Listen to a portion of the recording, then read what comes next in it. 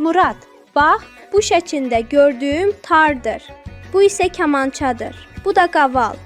Onların hər biri Azərbaycan musiqisinin ayrılmaz hissəsidir. Bizim musiqimiz təkcə səs deyil, o bir kövrək duyğudur. Sevincin də səsi var, kədərin də. Azərbaycan musiqisi hər ikisini birləşdirir.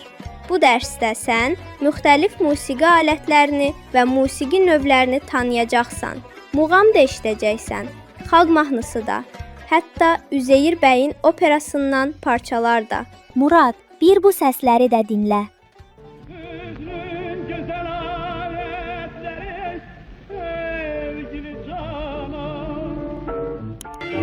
Güləm gülsün, yarım heç zaman solmaz.